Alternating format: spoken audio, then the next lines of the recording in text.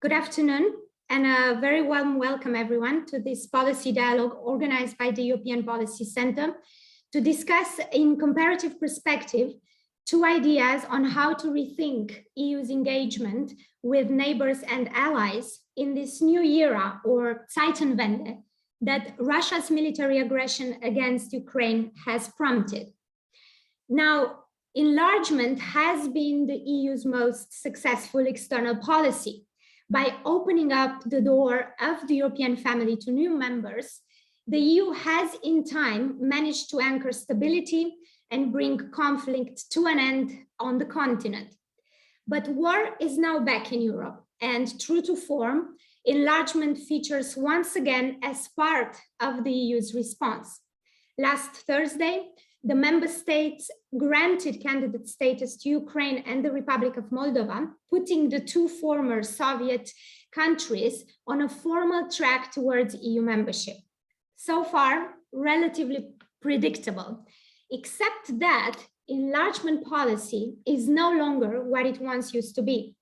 Its credibility and transformative leverage have been challenged for many years now, most notably in the Balkan countries, who've had the European perspective since 2003.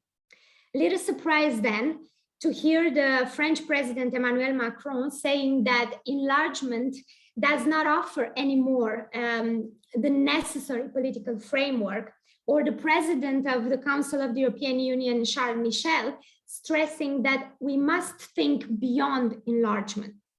Their proposals for a political community and the geopolitical community, respectively, have gained traction recently. But do they seek to reform enlargement or rather to offer alternatives to it? Will either of the two ideas help to strengthen our security and stability in Europe given the war? Three extraordinary ladies have agreed to take on this and other issues today as part of our panel.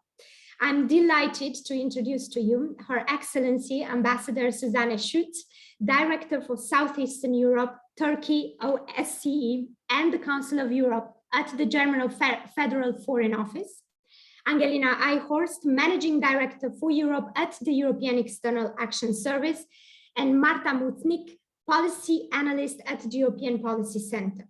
Welcome, and thank each of you for accepting to speak at this event today. As always, I will first have a conversation with our panelists, and then I will turn to you in the audience for any comments or questions. The questions and answers box on your screens is available throughout the meeting if anyone wants to send their questions in written. I will do my best to weave into our discussion any written interventions we receive from our participants. In contrast, if you wish to intervene live, please raise your hand by clicking on the appropriate icon on your screens and wait for me to give you the floor when the time comes. And with that, let's get started. To begin with, I have a question for all speakers, and it goes something like this. Has enlargement reached its limits? Is that why we speak now of new ideas and new different tactics or tools? Ambassador Schütz, would you like to go first? Yes, thank you very much. And thank you very much for inviting me to this panel. I think this is really a very challenging, but also a very, very interesting discussion to have, especially at this very moment, a few days after the European Council decided on candidate status for Ukraine and Moldova. And I think the questions that you're asking are very well put. But let me again also stress that indeed, against the background of Russia's war of aggression against Ukraine, which is now already in its 5th month, we are really in a different reality in Europe. For the first time for decades, actually, we are seeing an outright conventional war again in Europe, and this is something which we would not have believed. So this is a challenge for all of us. It's a challenge for the European Union, but it's a challenge also for everyone in Europe. And this is why we believe, and this is that really in this situation we need to show more cohesion, more unity, and a sense of more resilience to defend our values, defend our democratic values, defend above all also the basic human rights, which are being alienated at the moment by Russia and President Putin. So I understand that the ideas that have come forward with President Macron of the European political community, as well as also Charles Michel and ideas of geopolitical community, they have to be seen against the background that we want to be even closer within the European Union, but also with candidates for European membership and others as well, on the basis of shared values. And we believe that this is an important moment to start a discussion like this and to look into ways of how we can actually meet these very challenges, be it security challenges, but also challenges of a different nature. For example, the energy issue, which of course is now very much on the forefront of the top of our agenda. And we think that it's good that the Council started a discussion last week, and we know that this discussion, of course, will have to be continued. These ideas require a thorough conceptualization, and this cannot happen overnight. But the question that you're putting is, has enlargement come to its limits? I would clearly say no. And ideas of how can we actually work closer together in Europe does not mean that we are putting enlargement at the back burner, that we're putting the countries which are already negotiating in the waiting room. Absolutely no. We think that the enlargement policy has not lost any of its attractiveness, and the fact that Ukraine and Moldova have reached candidate status actually shows that this is still really, we believe it's still in the end the only model to for countries to do the necessary transformation, to reach the status of the European acquis, and to become members of our community of values and standards. So we agree that while there has been some frustration at the speed of the enlargement process, and I agree also that almost 20 years after the Thessaloniki summit, we would have rather seen more enlargement by now. Nevertheless, this enlargement process will have to be continued. And we're happy, as it seems, that also the Bulgarian North Macedonia relationship can be resolved. So hopefully the next steps for North Macedonia and Albania will come soon, so that this process will continue. And well, I mean, we will be discussing this now also in the ways of this. We think that first of all, it's important. It remains important that the EU member states they remain committed to their promises. And Chancellor Scholz just a few weeks ago confirmed that we stand to the EU perspective that was given to all 6 Western Balkan states, and we want them to continue on their path towards enlargement. But at the same time, this also means that the countries of the region have to be more forthcoming when it comes to their part of the agreement, and that is the implementation of reforms, in particular justice reform, rule of law, the fight against corruption, and also organized crime. So this is the part that the countries in the region have to fulfill. And so we think that now we are at a moment where really it's the moment of truth, and every country has to do whatever it can to renew our promises to become in the end to include the Western Balkans in the European Union, because as we always say, and this remains true, the EU will not be complete without the Western Balkans, and now we should add also without Ukraine and Moldova, and possibly in the end Georgia as well, when they will be able to do the necessary reforms. Thank you, Ambassador. Maybe to pick on one thing that you've said, and that's the reaffirmation of the European perspective. Maybe to bring in Mrs. Eichhorst, how credible is this rhetoric at this point when we see that the process of enlargement and of accession of the Balkan countries is constantly being hijacked by member states, and on the basis of concerns that don't really have to do with the process as such? What is your position on the question of whether enlargement has reached its limits and it's maybe in trouble at present time? Mrs. Eichhorst. Thank you very much, Corina. Very happy to be on this panel with Marta and Susanne, all women. Good to see. Let me answer your question clearly. No, in terms of has it reached its limits, but what I want to bring in, inject, is perhaps a different way of looking at issues for the moment. And we need to not just look at the geopolitical changes, but also what is happening on the ground in the countries themselves. Clearly, enlargement has a very, very strong transformative power. There's no doubt about it. And we have seen immediate examples in Albania, North Macedonia. We can go into details, but people on listening to us, I'm sure they know exactly what I'm saying.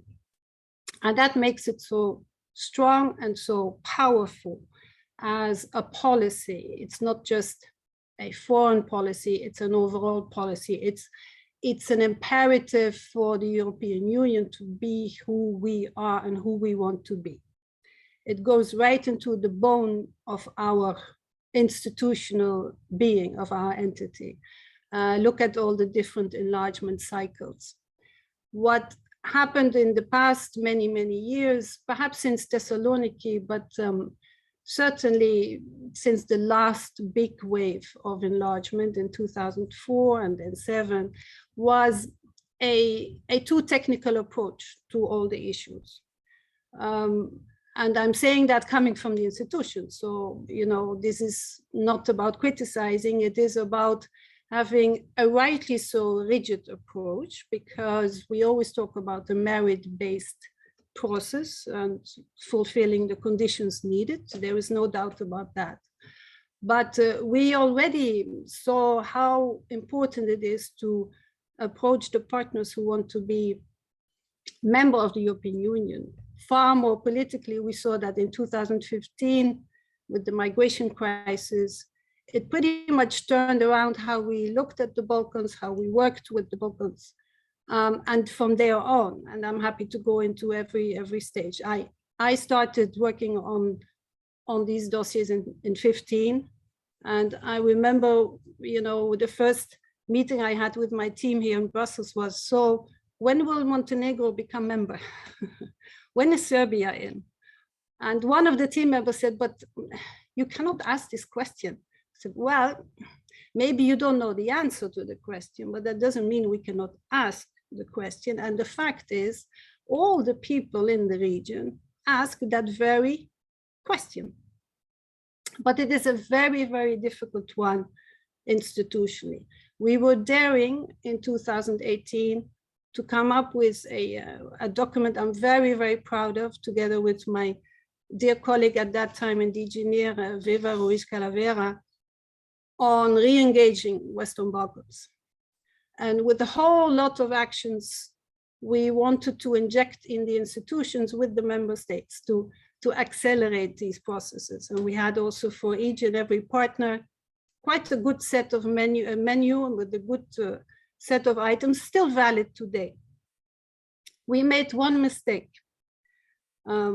This was at the time of President Juncker, who at the beginning of his time as in the college as our president was very clear: no enlargement during my time in the institutions. But he also saw the imperative, the geopolitical imperative of moving forward on the Balkans. And he was very much driving this re-energizing. And he very much agreed when we made a reference date, not for membership, but as a reference date for looking at the goalpost to see more progress of 2025. And member states got very nervous. Oh my God, 2025, what is this? Please don't. I had to explain every time I went to the council, to meetings with the member states, this is not meant to be a date of all those partners becoming member at all, but it is important that you have some goalposts where, again, the people in the region can also look forward to. The substance of what was put on the table at the time is still very valid today. We are just now looking in a complete different ball game. And I must say today, when I'm in the council, I'm very pleased to see and to hear all member states saying we have to move ahead with more energy, with more vigor, with more determination. This was not the case a few years ago. Now all member states are convinced it is in our own interest, but it's an imperative for our whole continent to be together, to work together, which is good. I think this is something we have gained. We can discuss the reasons, we know all of them. This is something we have gained. However, what we have not learned is how to communicate far better about all these issues, how to put forward the actions we are doing. And you know, a lot is happening in Brussels, on the ground.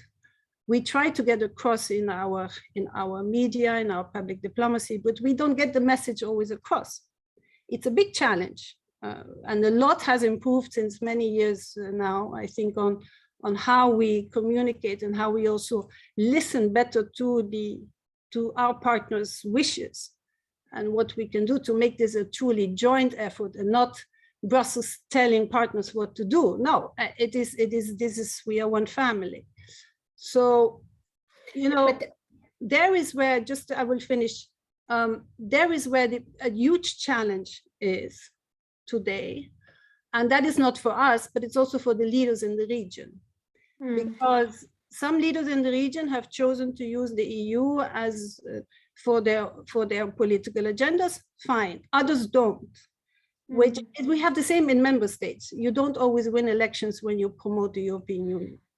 But what I miss a lot is the focus and the attention on the positive elements we have worked on all these years. People forget it completely, particularly after, you know, we saw the media on Wednesday after the Balkan meeting.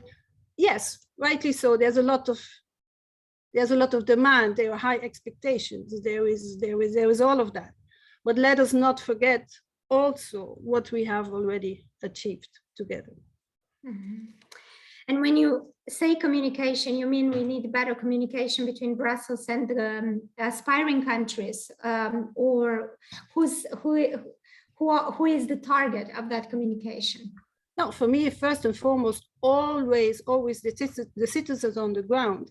It's not always, give me a good example of within the member states debates, productive debates, so to say, about enlargement within the European Union. Give me good examples also on the ground where we actually explain what is being done on a regular basis. These examples are there. I know them because it's my bread and butter, but I don't think people know this enough. I must say today we are far better in communication, far better, but there is still a long way to go. In any case, communication is useless if you don't really have tangible action, okay? So I know this, I know this, but it goes together hand in hand. And I still find our own communication very, very stiff, technical, very much about a process nobody understands. And we need to make this a real life experience for everybody around us. Thank you. Marta, if enlargement is merit-based, shouldn't we have seen countries like North Macedonia or Albania already advancing, or visa liberalization for Kosovo already granted? So where do you stand on the issue of enlargement and its health, and of course the explanation for having new ideas and proposals on the table now? Yes, thank you very much, Corina. It's a pleasure also to be here in an all-females panel discussion. I think there are really two elements in this question of has enlargement reached its limits, and one is related to the enlargement process per se and the extent to which that process has reached its limits. A second element to the discussion is really related to the fact that, considering the limitations of the enlargement process, how can the EU expand on its geopolitical reach and come up with a new vision of engagement with its neighbors beyond enlargement? And this is a discussion obviously beyond enlargement, very much related to the proposals that have circulated by President Macron and European Council President Charles Michel. But to answer your question, has enlargement reached its limits? I think the enlargement process may not have reached its limits in absolute terms, but, and here I think I would probably differ from my fellow panelists, that I think it seems like it's reaching its limits under the current EU institutional framework, the current EU treaties, and the decision-making process in place, which requires, as we all know, a unanimous vote in every step of the way of membership negotiations. So we should really not forget, I mean, this is obvious, but we should not forget that enlargement is a two-way street. It's dependent on the one hand on the progress of the different candidate countries in conducting the various reforms, but also is reliant on the political will of member states in key moments of the process, just as Mrs. Eichhorst was referring to. And we saw the role that several member states have played over the past couple of years in protracting and obstructing the start of accession negotiations with North Macedonia and Albania, precisely. So again, I think this may seem obvious, but for some reason, I feel like, at least in the context of these discussions, of these proposals of Charles Michel and President Macron, this is an aspect that often gets overlooked in the EU discussion regarding enlargement reform, that tends to overemphasize the lack of progress of aspiring countries, but never really puts the onus of responsibility on member states and the current institutional framework. And I think this is important because as we're looking for different solutions to overcome the current deadlock, I think it's really important to look introspectively into what's causing paralysis and the deadlock in the process, instead of jumping immediately, having this reflex to conclude that what's needed is to embark on yet another reform of EU accession procedures. So I think this is these two sort of sides of the equation really need to be carefully considered when we think of the future of the enlargement process. So regarding the other question that is looming large, I think it has to do with more the regional and global challenges that we're facing right now, and how in this sort of increasingly multipolar world of blocs and a war on European territory, a global geopolitical race, tensions regarding the EU's absorption capacity, and also now with 2 new candidates to absorb in a way, I think there's really a case to be made that those new alternative structures are needed beyond enlargement to expand on the EU's geopolitical reach and bring neighbors into the EU's sphere of influence, if you will. So I think I very much agree with Ambassador Schütz that, you know, this has to be, we need to look at these proposals in the backdrop or the background of the global geopolitical challenges that result from Russia's aggression to Ukraine. I think this is very important. So just to sum it up, I think, yes, we need a new fresh look and new ways of addressing the current enlargement deadlock, if you will, and which, you know, requires carefully considering all the dimensions of the debate, as I mentioned. But beyond that, I do believe that we need these new innovative ideas to rethink how we can respond to the current geopolitical challenges of our time.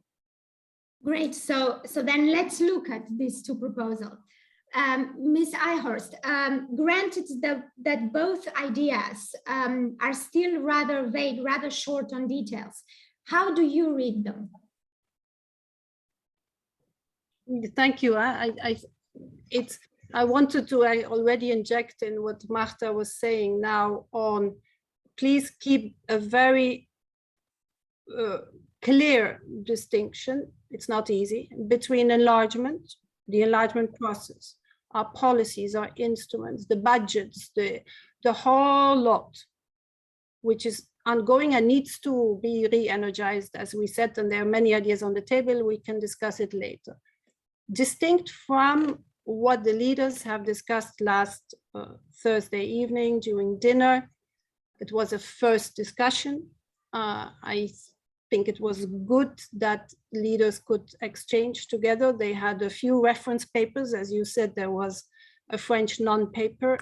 Of course, it all started with President Macron, but you know, those who have been in this business for some time, they remember early on proposals of a rather similar nature on this idea that we need to have, as Europeans, our own space to discuss our politics, our economics, our security, our stability, together with our allies. And I put it in these terms now because we are obviously changing. We have this self-correcting mechanism also in the institutions of looking at, you know, somebody says, but what about your capacity to act? Well, we have seen how we are acting since 24th of February, right? With unprecedented speed and vigor and determination.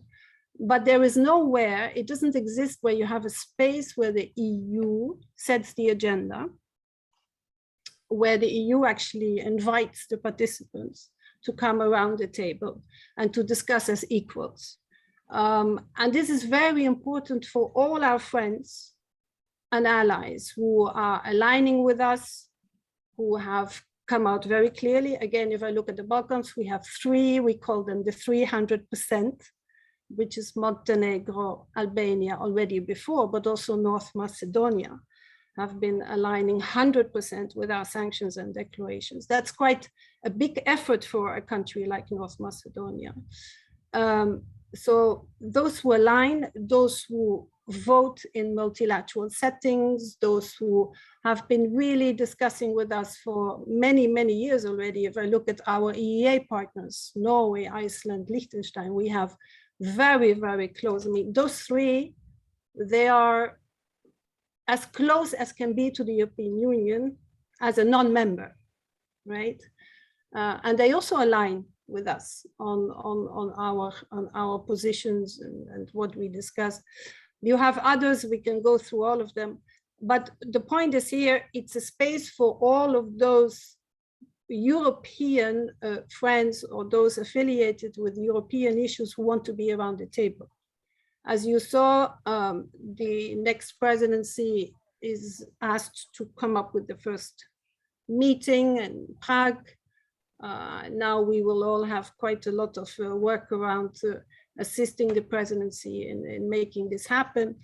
Many leaders don't feel the need for a new institution or something that replaces existing institutions. fair enough. I think that makes full sense. But it's good that you have somehow you build your work around a community of principles, a community of resilience. Resilience is a very, very strong partner of our agenda. Energy was mentioned before, but food security, anything. We will get tremendous challenges still ahead of us. Everybody knows that. And it's better to work together to try to face them, to define them, to work around them. But also a community, let's say, of more intra-connectivity. You can call it cooperative arrangements, projects, whatever you have, whatever we are all good at as the European Union and the Commission. We know how to do these things with non-EU members. And that is, it's a fantastic playfield, possibly. But now I'm speaking personally. I think it's a plastic playground for all of us who have, let's say, a common vision on security and stability for the continent. So in that sense, since you asked me, I say this is, I look very, very much forward to working on this together with member states and presidency on try to see how this best fits to the demands around the table. Thanks. But if the EU has not been able to persuade countries like Serbia to align with sanctions against Russia in the framework of the enlargement process, why would we hope that Serbia would join and align with the EU's foreign policy goals in a different context, such as this political community platform? Why would it be any different simply because it's a different fora? Again, you have to separate as a candidate country, but a negotiating candidate country. Serbia is clearly asked to align with us on our declarations and our sanctions. And that goes for all candidate countries and particularly those who we are negotiating with, no doubt. And the institutions together with Serbia, this is a daily discussion and a daily issues. And this will not go away. And our friends in Serbia know this very well. This is not go away. Always, as always, these issues are very complex. And I think we cannot just have simplified formulas saying, you should do this and you can't do this and you have to do that. We have to understand the complexity and what is going on around this point in time. But obviously, it's when you have a bigger table of friends around the table, and we saw it again during the Balkans leaders meeting, all six were there. And I know it. All six appreciated also the exchanges that took place. You know, just being together in the room and discuss freely issues you have at heart, or the challenges you have in your countries and how you do, etc., etc. That already is a dynamic you have nowhere else in the world, and leaders appreciate this. So we work together. This is not about pinpointing. This is about trying to work together to the same goal. And I think for us, it's for the moment in the current geopolitical environment, this is about peace and stability on the continent. We are at war, let's not forget. Mm-hmm. Thank you so much. Ambassador Schütz, how are such ideas received in Berlin? How does Germany view these proposals? First of all, I would like to say that I found very interesting what Angelina said, that we are trying to build a community where the EU is actually setting the agenda, where the EU is giving the standards, and I think this is really important. And this is where we start, and there has been an initial discussion now, but this of course will go on, and we think it is important that we think, as I mentioned earlier, not in terms of alternatives to the EU enlargement, but in finding answers to the challenges which all of Europe is being faced with now. And enlargement processes are very complex processes. It's about more than 30 chapters. It's about the entire acquis with I don't know how many thousands of issues. This will remain on the table, and this is the challenge for everyone who wants to become a member of the European Union. And we want these countries to become members and to share our values. But this does not mean that there are issues where we have to deal with now, which are of interest for all of us, and where we have to find answers very soon. And energy was mentioned. Angelina mentioned also the food security. We are faced with price increases, which will probably also have social consequences, and so we will have to think on common ways of facing these challenges. Plus, of course, the COVID challenge will probably not go away, even though, of course, we're much better in meeting it now than we were 2 years ago. So these are challenges which are there. Plus, of course, I forgot to mention the climate challenge, which we need to tackle, and that in the light of energy being well looked at now from a very different angle. We still have to meet the climate targets. So this will all remain important, and these are issues where I'm sure that they will keep us busy. We will have to look into it, but this is not to say that we want to find alternatives to the current enlargement procedure. This is not to say we don't want to have duplications for other organizations which are already in existence, like the OSCE or the Council of Europe. And of course, we don't want cherry picking either. I mean, for those who have decided to become members of the European Union, who are candidates, who are negotiating, of course, the alignment remains on the table. And it's not a question of whether they're going to align with the sanctions, among other things, but it's these issues are there, and we don't want countries to believe that by having a different kind of geopolitical community, they can then start thinking, well, maybe we don't want this part of the chapter, I don't know, 35 or 33, but we would rather just go the light way. No, this is not what we want. And so in the end, it will mean that countries that want to become members of the European Union will have to meet the entire acquis, and they will have to also align with the EU foreign policy, including sanctions. And this also is true for Serbia. And I can assure you that while Chancellor Schütz was traveling in the region, he made this very clear also when he was in Belgrade. Thank you so much, Ambassador. I'm just wondering, I mean, if the purpose of such a community would be to bring together leaders and allies in order to work on common complex problems like the ones you've mentioned, why shouldn't that happen within the framework of within the enlargement framework? Why do we need a separate structure, in a sense? Why can't we have Balkan leaders come more often and discuss such issues together with European leaders? Why can't we pursue common climate energy goals together in a more comprehensive way than we do it as part of the accession process with the countries negotiating? Why should this be a separate forum? I'm wondering. I mean, some people can have that question when they read the proposals in their current form. Just to follow up, Ambassador, on what you...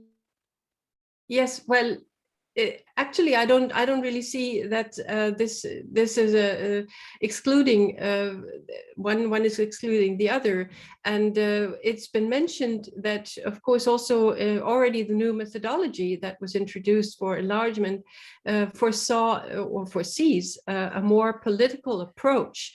also in the current format. So yes, we have been looking how to include Western Balkan leaders, Western Balkan politicians in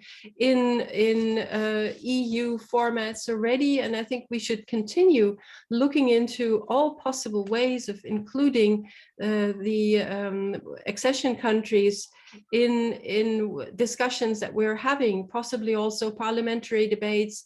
I think it's important to have a sense of unity and to look into facing problems together. And so this European political community does not exclude anything else. It just would, as I understand it, it would allow for other countries which are not yet in the enlargement process, or which do not want to be members of the European Union, to also be included in a discussion. So as I say, this I guess will still be on the agenda, will still be discussed. We believe that it should be a very flexible and an open format, and we don't think it should create a new institutional structure, but rather use what is there and develop ideas and concrete proposals. Thank you, Ambassador. But Marta, wouldn't you say that this could be, in a sense, confusing to the Western Balkans? I mean, is it possible that such a forum could have implications for the relations between the EU and the countries of the region? Do we run any risk by setting up such an initiative? That's basically my question. Yes, exactly. I mean, there is that public perception, at least from what can be read, of the political speeches of both President Macron and European Council President Charles Michel, because the way they conveyed these ideas, I think, was rather confusing indeed. And they did raise speculation that this is just a concealed alternative, offering concealed alternative to membership, and that they could indefinitely relegate EU hopeful countries to the waiting room. However, I think that while I understand the risks involved in creating these structures, and sort of namely the idea that this and the perception that this could mark the beginning of a multi-tier Europe at different speeds, I wouldn't necessarily dismiss these proposals as alternatives to membership, and I wouldn't say necessarily also that these proposals would relegate the aspiring members to the waiting room indefinitely either. Even though I understand that this is indeed the public perception, I think, from what we can see in the media. Of course, we don't know exactly what's happening behind closed doors between the institutions and the discussions between the different member states. But I think the problem is really how the proposals came across. They came across as really a confusing mismatch of concepts pointing in multiple directions. They spoke of creating a separate institutional community of like-minded democracies, as we were just now discussing, and they spoke about stabilizing the European continent, but they also spoke about pondering enlargement reform, speaking of a more flexible, dynamic and gradual process. They spoke of political cooperation in a range of sectors, just as Ambassador Schütz was describing, among like-minded democracies. But they also spoke about ways to improve accession procedures. And here I have to make a distinction. When I say they, I mean more like the proposal and the speech of President Charles Michel, because indeed President Macron did not in his speech make any reference to enlargement reform. But I think this really, and this I agree with what has been said before, I really think that it's really important that leaders clarify to the public the nature and purpose of what it is that they're proposing. Is it to create this value-based community of like-minded nations to confront the challenges of our time as a result of the war and beyond? Is it to break the deadlock of the enlargement process? And I think if the proposal of a European political community is to be taken seriously, then I think this, and I agree with Mrs. Eichhorst, that it should be really dissociated from enlargement reform. So precisely that it's not outrightly dismissed by most observers as an alternative to membership. So it's also a way of, and I think it was mentioned, the importance of public diplomacy and communication. This is key because I think this lack of clarification is leading to a polarizing debate, whereas instead of us trying to understand the merits of the proposal at hand, we are just positioning ourselves in a pro and against enlargement discussion, whereas I don't think that that's the focus. So I think, yeah, lack of clarification is very important, is key, and also the dissociating the two discussions. One thing is the European Geopolitical Community, which I think has its merits, and another thing is really proposals for enlargement reform, which also came forward from President Charles Michel. Thank you, Marta. Ms. Eichhorst, you mentioned that the leaders have discussed at the last week, or had it on the agenda, the political community item, and that there was a discussion about it. But of course, we also know that they've agreed to revert to it. So there wasn't really a proper debate as far as we can see from the conclusions, the Council's conclusion. So given Marta's plea for better clarification of the concepts behind these ideas, when do you think we could expect that more details will be provided, that more thorough debate would be undertaken at the EU level? When do you think that leaders are actually in the mood to engage with this conversation seriously and put more meat on the bones of what we have currently on the table? Thank you, Corina. I fully agree with Marta. There is so much need for clarification all over, right? And explanation. First, leaders are not talking about the geopolitical community, they're talking about a political community. So please throw the geo out of the window. And I think it's important, but what we have to understand, so many forces that come together, not necessarily centrifugal. Actually, it's going quite into one direction. This whole debate for the past 2 years about the Conference on the Future of Europe, you also paid attention to it, but I'm not so sure it has fully grasped, our own citizens in the EU on what was at stake here, and these fantastic outcomes. I think many were extremely good ideas. So, but the one you draw from it is, okay, what is our capacity to really act? So how can we make our machinery work better? So you come immediately into QMV, and if for those in the audience who like to read the blogs of High Representative Borrell, read the one of this morning. It's about that. It's about our own imperative to change and to work better, and also how can we use QMV better. But this is for, and now we get already into a technical debate, for CFSP, for Common Foreign Security Policy. This is not about enlargement. This is about how can we make decisions better, quicker when we do our common foreign security and defense, policy. So that comes. So this is one debate.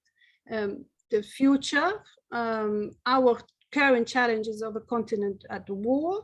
So we need our friends and our allies around the table, for sure, more than ever, to the resilience we need. And then we have that big part, extremely important part of Balkans, where the feeling is very deeply saying, we are stuck, we are not getting anywhere. So what do you do with all of this? You're only talking about Ukraine, which, by the way, is fully supported by the Balkan partners. All of them, they clearly said, we support fully the candidate status for Ukraine and Moldova, but what about us? And again, rightly so. So you have a lot of elements coming together that need to be clarified and need to be better explained. And because a lot, I feel for people when they listen to us and they say, yeah, but what is this you're talking about? This is quite complex, these issues getting together. What is good is now leaders have had a first round during dinner, a discussion. there will be work going on now with the presidency to prepare for a first meeting. Once you see that first meeting taking place, frankly, I'm not even sure anybody knows exactly who will be the participants of that first meeting. I mean, it's quite early in the day. It's a few days after the dinner last Thursday, right? But this is now work that will be set in motion with the institutions. Good. Again, as I said, in my view, this is very good. But that doesn't take away the whole issue. I'm saying it again, keep it separate, the enlargement as such. Try not to put both in one box because you get lost, and rightly so. These are two separate issues. And tailoring also two separate objectives and goals as such, which in the end, of course, it all comes together. So, yeah, what do you say at the end of such an intervention? You say there's a lot of work ahead of us. Great. Ambassador Schütz, we have a question, actually, well, it's more of a comment from one of our participants, George Furmo from IDM Albania, and he's basically reminding us of the importance of resetting and redesigning the enlargement process. And here, I want to link this comment to a recent speech by Chancellor Olaf Scholz in the Bundestag, drawing a very clear link between enlargement and institutional reform. I bring this in because we've heard the QMV issues being brought up and other related topics. So, do you think there is an appetite for institutional reform, including for the purpose of addressing the problems, the challenges that we're seeing in the enlargement process? The last week's council is not exactly encouraging, given that the item on the agenda that was probably most directly linked to institutional reform issues, and that's the Conference on the Future of Europe discussion, was cut quite short. So how do you see how do you see it? Is there any appetite for institutional reform in order to resolve enlargement problems and beyond?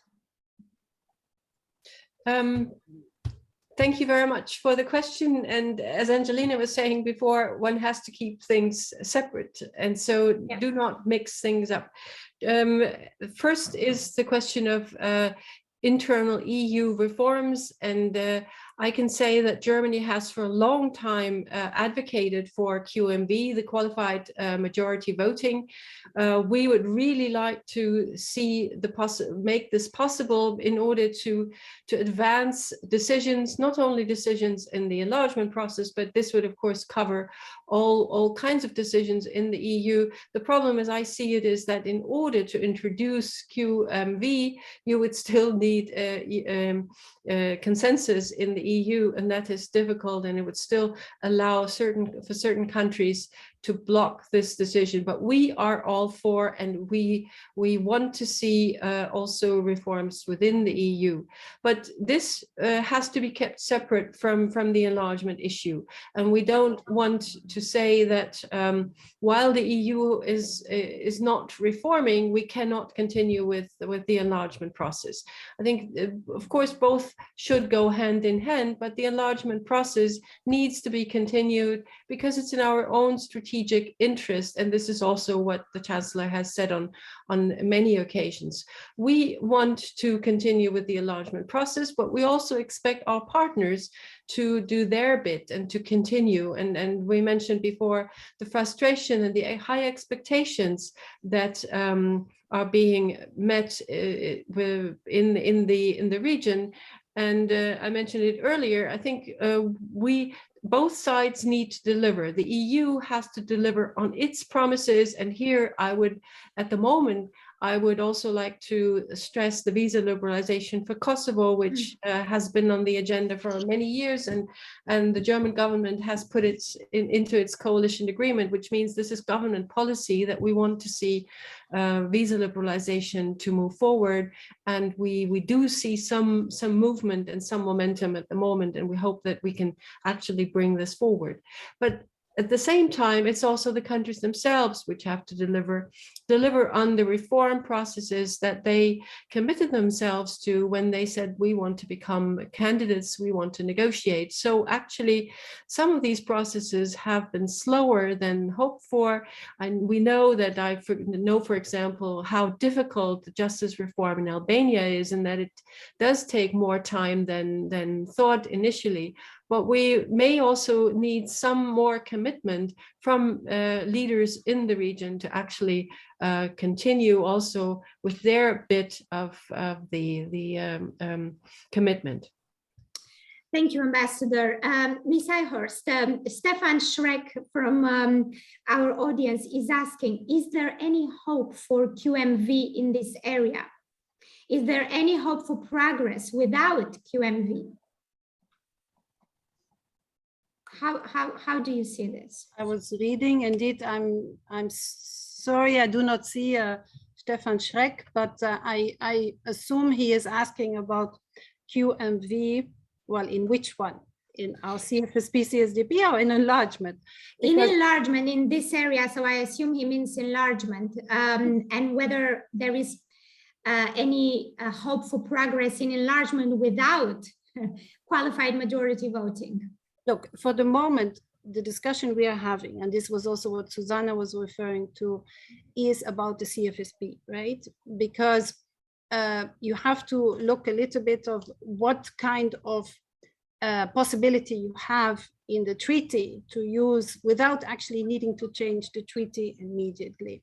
I'm sorry to be bureaucratic about it, but we have, for instance, we have this joint proposal for the adoption of the action plan on human rights and democracy to 2020-24. And to get this without full unanimity, there is possibility to do things.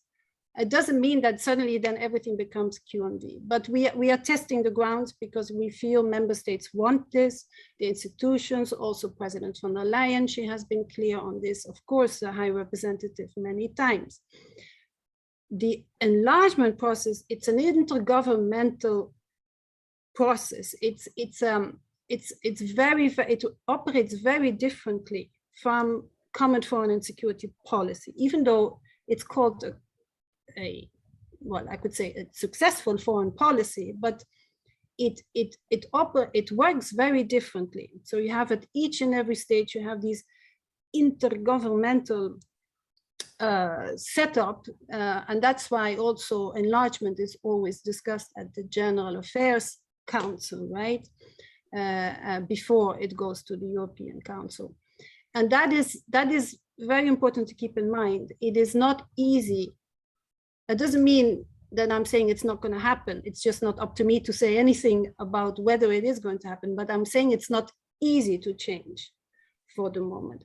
However, what I want to say, and to all on this Zoom, we are very, very conscious, and member states are super conscious, that we have to make enlargement work, that it has to work for the people in the region.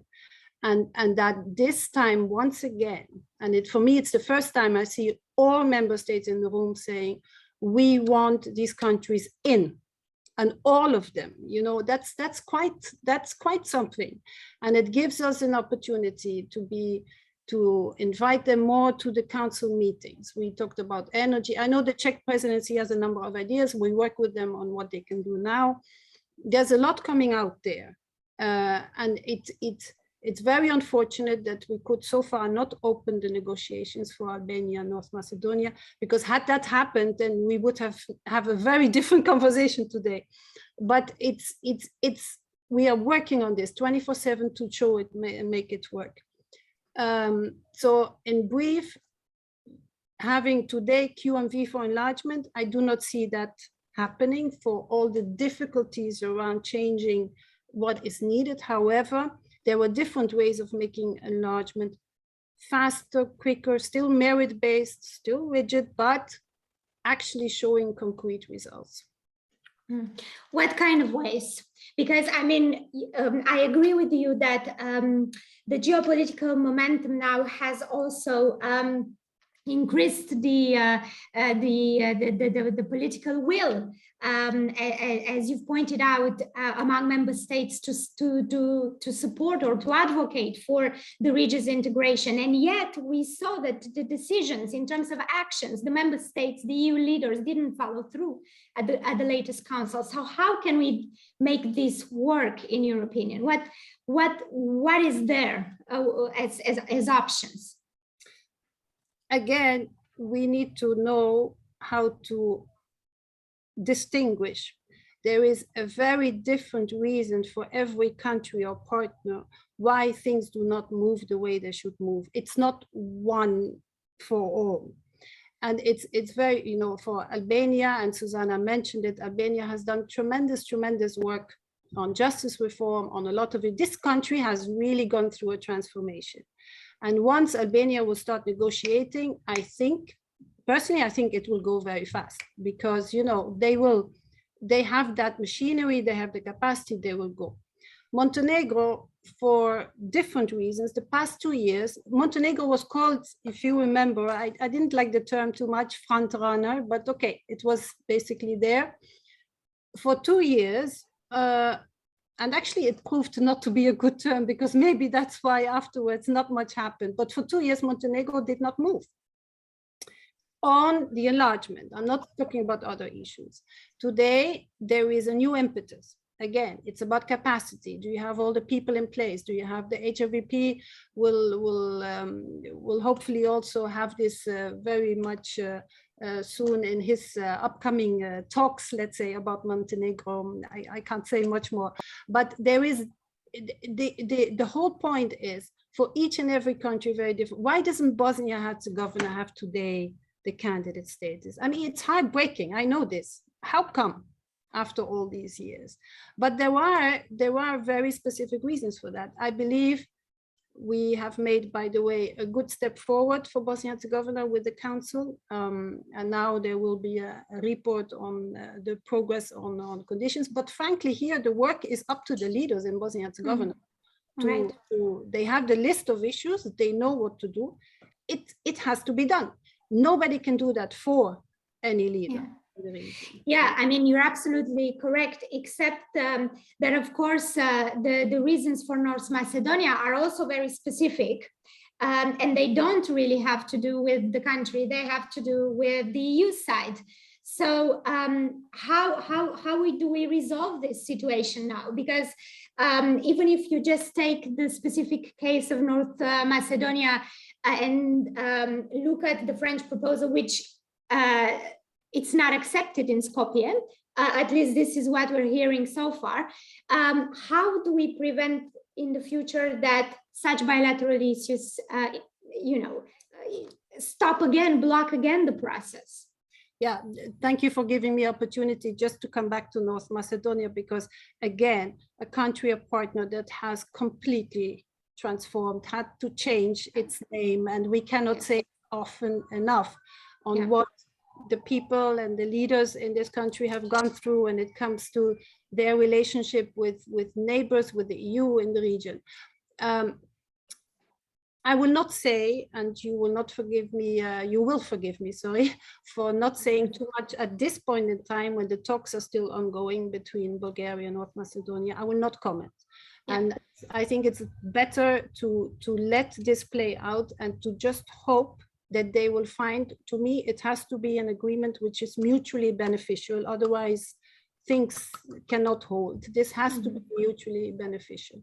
And believe me, everybody is trying to help to resolve this issue. It is absolutely important for all the reasons we know. It is, as I said, we rather would have had a different situation last week. It didn't happen. It doesn't mean that this week, next week, or next month it cannot happen, because and that I found, I say it now for the third time, but that I found so interesting in the council, where member states were clearly, all of them convinced that now, guys, this is the moment to reinvigorate the enlargement and show that it really, really works. Okay, Well, I would like to bring at this point into our discussion the one hand that is up among our participants, and it belongs to John Palmer. John Palmer, if you are with us and if you still want to pose your question, now is the moment. And of course, I also want to encourage anyone else in the audience to raise their voice if they want to contribute to our discussion. John Palmer. Thank you very much indeed, and thank you for a wonderfully helpful discussion on the complex problems around enlargement and security, foreign policy, etc. Much of it reminds me of the discussions I was a witness to in the early days of the European Union, following Jacques Delors around Eastern Europe as he negotiated accession, and then later in the accessions when I was political director of the European Policy Center. My idea is this: is there really a reason why accession countries in the process of good faith negotiation, I put that as the only qualifier, should not be participants, non-voting participants in council meetings, including European Council meetings? My reason for raising it is I remember it even came up in those years, that it would allow populations in the accession countries to feel a process of involvement even before it had reached legal conclusion, which would empower the right to vote and all the complex issues that surround it. I've never really understood why that has not been considered. I think it would have a certain positive effect on the citizens who feel that they can be ignored and nothing much happens. Thank you very much. Thank you very much. Ambassador Schütz, do you want to come in on this question? And also, I would like to add to this. You mentioned earlier, if I understood you correctly, that we can't continue with enlargement without institutional reform. And we've heard that institutional reform can be very complicated, especially on the enlargement topic. So then are we in a catch-22 situation here? If I can combine these two questions and give you the floor, since you've been quiet for a bit. First of all, thank you very much for allowing me to actually correct this. I did not say that enlargement is not possible without internal reforms. I think ideally, of course, eventually when we're looking now towards 8 more members, it would require internal reforms in the EU, but I would be hesitant to make one dependent on the other, because then indeed this might lead to a catch-22 situation, which of course we do want to avoid. As far as the question of John Palmer is concerned, I'm sure that Angelina is more apt to answer this. All I can say is that my impression is that already we're looking for ways to include like candidate countries in discussions, be it in the informal discussion, the Gymnich format, or also the Western Balkan summits, which we've had almost regularly. I think there will still be the necessity for member states to discuss certain things among themselves. It's also a question of confidentiality, but nevertheless, we are, and my opinion is also we should look towards more formats to include them and give them really the sense that they are part of the EU, they will be part of the EU, and that they're already part of the discussion of the future of the EU now. But before I will now hand back the floor to you, I would wanted to make a few points on for example, my favorite Bosnia and Herzegovina, and then Angelina already mentioned it. I mean, it's clear that certain people now say, well, why Ukraine and not us? And I think really also for Bosnia-Herzegovina, we want all Western Balkan states to become members of the EU. We want everyone to be a candidate and to start negotiating as soon as possible. And that, of course, also includes Bosnia-Herzegovina. Unfortunately, especially over the last 12 months, the country has made many very difficult and I would say wrong political decisions, blocking the central institutions, which also is blocking the way forward for the implementation of the 14 key priorities, which the EU, together with Bosnia-Herzegovina, has identified as steps to be done before negotiations can open. So we believe that Bosnia-Herzegovina should really implement what has been decided at the Brussels meeting by invitation of President Charles Michel. They should really continue their reform path because we want them to be a candidate as soon as possible, and we want them to open the negotiations. And as far as Montenegro is concerned, I agree that indeed for 2 years they have not really done much, and they did not deserve the term front runner. But now they have a new government, and it seems that the new government is intent to move forward. So we would really encourage them to be fast and to catch up with what they have lost over the last 2 years. Thank you so much. I want to give the floor to Ms. Eichhorst to answer John Palmer's question. But before I do that, because you mentioned Bosnia-Herzegovina, and earlier we invoked Serbia-Kosovo, I can't remember exactly if it was you. I want to ask whether, in your opinion, we have the tools to address these sensitive, important issues, which are also obstacles on the path of these countries to advance towards the EU. Does the enlargement process, we said at the beginning that the substance of the process is still valid, but in terms of the solutions that it brings to difficult, thorny issues like the situation, the complicated situation in Bosnia or the Serbia-Kosovo dialogue, do we have the tools, the proper tools in the enlargement toolkit to deal with such issues?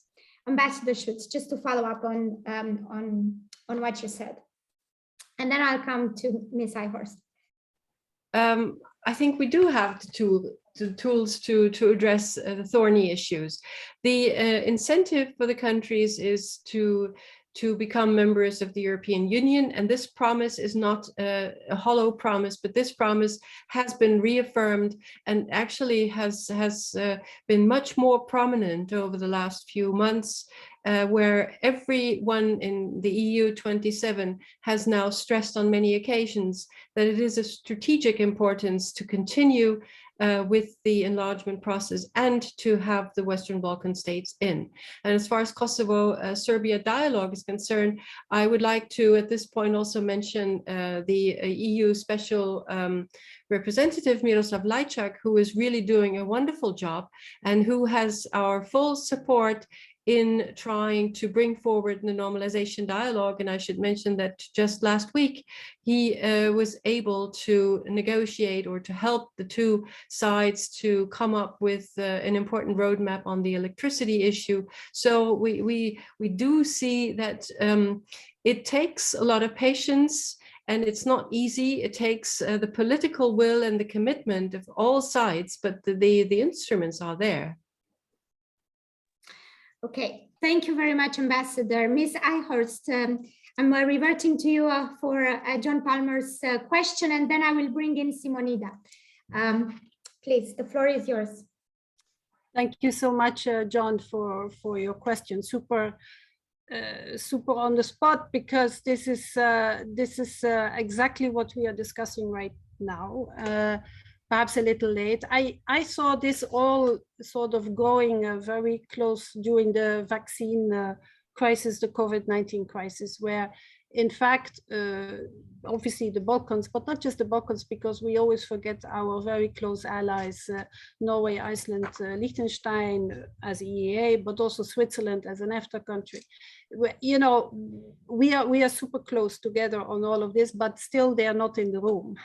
They are not with us when we discuss very, very important issues. Now on the energy platform, the joint purchase gas platform is actually a good example where also the Balkans will be part. But we will now work on a much more structured format where partners can be in the room, in the council. You can call it observer, somebody said associate, others, you know, there are all kinds of labels floating around that has not yet been qualified. It's also not the most important one. I think the most important is that we sit together and address these issues. Maybe the first time we had that also during the migration crisis, when we had a lot of non-EU sitting around the table to try and help and solve it. These, for me, a little old-fashioned formats that exist for some time of inviting candidates to Gimnich. This has been there for many years, but not applied properly for different reasons. And I think we are beyond that. I think we are really looking now at a structured way of taking partners really super serious with us. You saw that the 6 foreign ministers of the Balkans were for the first time taking part in the informal session of the Foreign Affairs Council. We never had that before. It's always a first. This should have been done many years ago. Yes, I agree fully. But it is important that it happened. And there will be much more of these kind of formats where different ministers or different civil servants or representatives will be sitting around the table working structurally. We just have to work it out more in detail and get it better institutionalized, but it's ongoing. The train has left. The station. Thank you. Simonida, I want to bring you in at this point if you're still with us and want to pose your questions. Thank you, Corina, and thanks for this timely talk. Simonida Kaczarska, European Policy Institute in Skopje. Given, I was not sure, given the topic, that how much we would devote to enlargement, but as it is quiet and it's a very pressing week here, I felt I needed to make a quick comment and to pose a question primarily to Ms. Schütz, because the versions that we saw floating around of the negotiating framework, at least till the end of last week, from our perspective in Skopje, seem to be overly accommodating the Bulgarian demands in the negotiating framework, to put it very bluntly, and they risk of inserting the historical issues through a bilateral protocol directly in the negotiating framework, which was something that we heard over the last 2 or 3 years that the member states fiercely opposed at certain points in time. So the real risk that most of us see now, given that the Bulgarian parliament largely approved this version of the negotiating framework or of the proposal of the French presidency, what can we expect from the member states this week? Because it's the week that we are all very tense about. Thank you. Thank you very much, Simonida. Ambassador Schütz, it was addressed to you, so. Yes, and I imagine it was addressed to me because Germany took the subject up already almost 2 years ago under our EU presidency in the second half of 2020. And so we had a meeting in Berlin trying to convince the then foreign minister of Bulgaria. So that's the background. As Angelina was saying earlier, I think I would not like to comment the ongoing negotiations which are done now under the French presidency, and I just hope that there will be a result in the end that will accommodate both sides. We think that it's incredibly important that there is the next step now in the EU enlargement process. It's important, of course, for North Macedonia, but it's also important for Albania. And so we do hope that both sides can find a solution that they can live with, that they can also implement internally. As far as Bulgaria is concerned, we had the feeling that they know very well that they were reduced to a one-issue state over the last months, and my impression is that they want to get out of this corner, and they want to find a solution.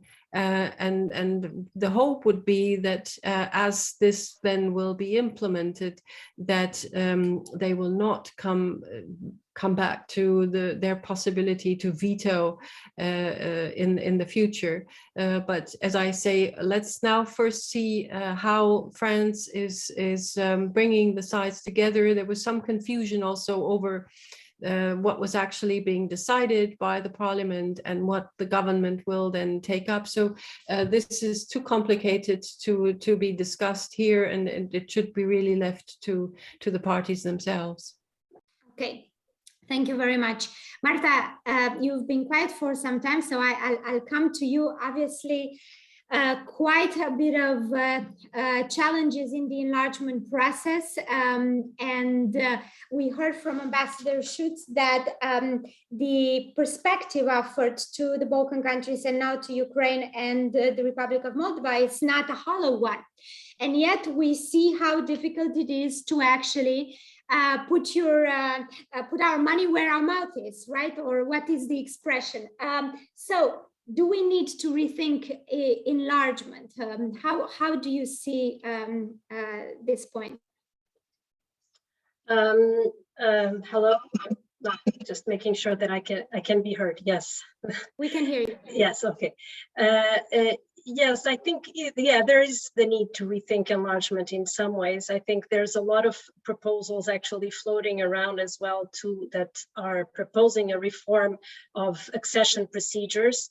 I think it's important to rethink enlargement, but without reinventing the wheel. So it's important to understand that there was a lengthy process that already led to the adoption of a revised enlargement methodology in 2020, and that this methodology hasn't yet had the opportunity to be set in motion because of precisely obstruction on the part of member states that have vetoed North Macedonia, the commencing of negotiations with North Macedonia and Albania. So yes, it's important to rethink. There's a couple of proposals floating around, speaking of a more faster, more gradual phased-in integration into the EU's works and programs. There's also this idea that it should be not an all or nothing approach, not a zero-sum equation, as I think it's being read at the moment. So bringing tangible benefits already during accession negotiations instead of waiting until the very end.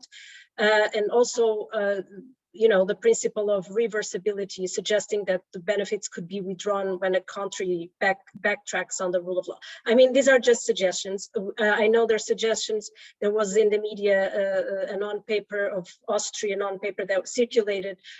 Michel also made some suggestions to that effect. There's also some civil society organizations and think tanks coming up with these ideas. I think what I take out of it is really that these ideas of more gradual phased-in integration into EU's works and programs, giving access to aspiring members to funding, to other programs already during accession negotiations, sort of more of a step-by-step approach is being, I think, being considered. But at the same time, we really should check what is being considered and proposed against what was already carefully calibrated and negotiated in the process that led to the revised approach. So yeah. Yes. Okay. So quite clearly, it's a big discussion, an important discussion, and a conversation that has started. So that's the good news. For the final 5 minutes or so of our time together, maybe I want to come back to the political community point, and here we've heard from President Zelensky that in fact Ukraine, well, he said a while back that Ukraine would actually not be interested in joining such a project. Maybe a question for all of you in a sense. Do you think he'll change his mind now that his country is actually has been offered the candidate status, but also more generally, do you think that it will be the case that even if this is a good idea and all member states back it, do you think that it's the case that we will have to do some convincing with Ukraine, the Republic of Moldova, and also our Balkan partners? Ms. Eichhorst, do you want to go first on this one? For a final round, so any last comments also from, you can bring them in at this point. My comment would be the following. I think since the 24th of February, we have all grown much more closer, tremendously close. Not just the 27 in the EU, but also our immediate partners. Today, we work on these issues with, whether it's with Norway, with Andorra, with Switzerland, or with our friends in the Balkans, very different than from 5 months ago. And we are only growing closer. And we have to, it's imperative. It's a very natural reaction to what is happening on the continent. I would just hope that leaders do not, this is not about going closer because we are anti something, you know, it's about, what I'm saying is I hope it is not going to be portrayed as an anti community. It is a community that binds us together of, as I said before, the principles, the values we share. So I could imagine that there are quite a number of candidates. I actually, I counted up to 46 because these are the countries I deal with on a daily basis, who could possibly join, be part. Luc Vermiddelaar talks about the E40, you know, the highway. There's a lot out there. There are numbers, criteria, but to me, it's for, I could imagine that any leader today on the continent, close to the continent, close to the European Union, or wanting to be closer to the European Union. Let's not forget that the Faroe Islands, they were the first time mentioned now in council conclusions, and we've been, you know, there are a number of issues now in the pipeline we're going to work with the Faroes on, and we have San Marino, we have Monaco, we have countries who have all a voice multilaterally on multilateral fora, who have influence, but mostly we also need, I believe, all of us to feel that we are together building that resilience for the next crisis to come, because it's not over, of course. So this is how I would frame it. What every leader has said in the meantime about this, I mean, this is what leaders do. I cannot comment on that. Let's see a little bit that we can internally here shape this, but also make it a truly a community effort where also people and citizens feel part of, and not again, you know, one of those high institutional setups, and then people don't see the results immediately. That's, I think, is the most important. Thank you so much. Marta, do you think that this is an appealing idea to those countries that are non-EU members? And I mean, I specifically have in mind the Balkan countries, where recently we've seen that there are some lines of division that are emerging, and some fragmentation in the unity of the region. Yes, I think, I mean, it's only natural that in this process in time, as these countries have been in the process of accession negotiations for so long, and there's sort of the idea, even if it could be a wrong one and not really reflect the reality of contacts on the ground, there's this idea that the EU is losing credibility on the ground, that the enlargement process is losing credibility, or at least it's very much disseminated by the media. It doesn't probably, maybe might not reflect the reality, but that's really how it's being perceived publicly. So I think in the current process, I would say that, you know, the leaders of the countries and the region must be very skeptical about what does this initiative mean, this European political community, especially because, as I mentioned, it came in the context of also a discussion on reforming enlargement process. So I think until things get really clear and this concept is really shaped up and results from an internal discussion in the EU amongst member states, and there's really clarification on what it means, and, you know, the kinds of benefits and advantages that can bring to European citizens, that are part of the EU, but also European citizens on the periphery of Europe, if you will. So I think at this point in time is normal, and especially when President Zelensky made those statements, I think it was a normal reaction. He might change his mind when things sort of get really in place. Thank you, Marta. Ambassador Schütz, your final words and maybe your take on this specific question.